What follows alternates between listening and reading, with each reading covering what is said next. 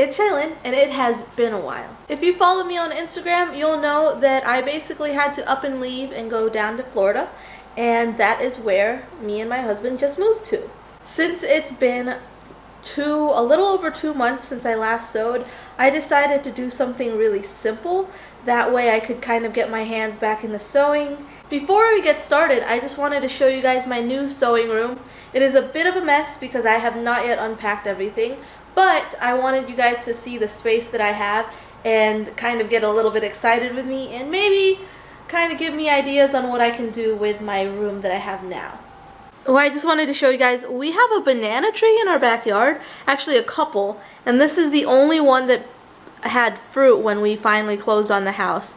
It weighs about 25 pounds, and I think I counted 70 pieces of bananas, so we're gonna be eating bananas and making banana bread and that sort of thing for a while.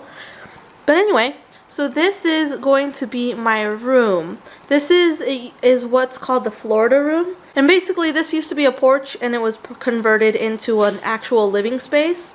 Some of my future videos will actually have curtains and window treatments because this is really old and I wanted to change that. And right now I just set up my sewing table here. I sold the storage space that I had underneath, so I'm gonna have to figure out a new thing there. We did have to move about 800 miles away, so we had to get rid of a lot of stuff. So this is all I have right now. Over there is built-in storage, so I don't know how I'm going to organize it. I'm thinking this right here is going to be where I have my computer and maybe a TV if I really wanted to have a TV and watch some stuff while I sewed. I was thinking of putting all of my miscellaneous things in the little closet. We also have our cage, my dogs here, their cages here until we figure out where to put them. And then this video is actually for these little beds. I transferred them in their cages for when we leave, but we actually take them out and put them in our room for them to lay in.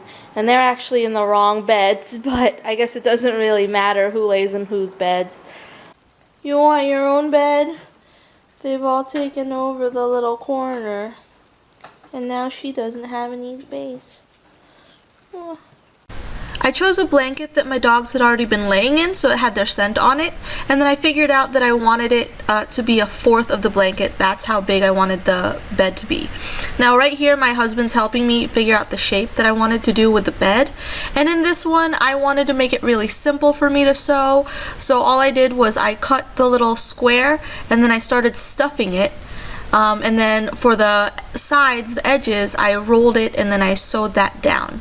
So this is a really simple bed to make. I was able to reuse all of the material by using just the blankets that got a little bit torn up from the move and turned it into a bed for them.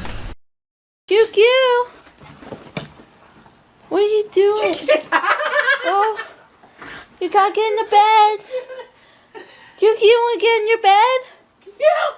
Susie Q.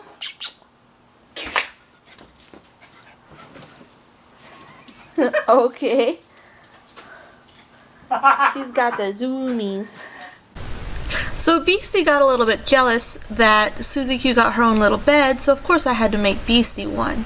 This is his favorite blanket, so I used his little blue striped blanket, and I did the same thing. I measured out about a fourth of the blanket, and instead I wanted to do an oval shape for his. I also cut out a little bit more of the blanket, and that's just so I can have the border going around the blanket or his dog bed instead of having to roll it like I did with Susie Q's bed. So there is a little bit more sewing involved in this one. So I had to sew the two long strips together. So I had one really long strip, and then I sewed the fabric pieces right sides together so I could flip them right sides out and there would be no raw edges. Once that's done, I took the really long strip and I sewed that onto the bed, and then I used some of the old stuffing from the blanket and I stuffed that into the border of the bed, and then I used regular stuffing for the rest of the bed so it would be extra fluffy for Beastie. Once I sewed it together, I realized I didn't like how the edges stuck up, so I decided to sew the corners of the bed down as well, so it kind of fold in a little bit and look a little bit more comfortable and cuter. I hope you guys liked this video. Like I said, I wanted a really simple project to get my hands back into sewing since it's been a while.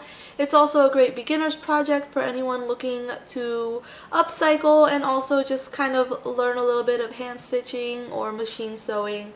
It's pretty simple, and because they're dogs and obviously my cats use them as well, they won't really notice if the stitching isn't perfect, so it's a really good project for you guys to just try out. If you like this video, don't forget to hit like and subscribe to my channel.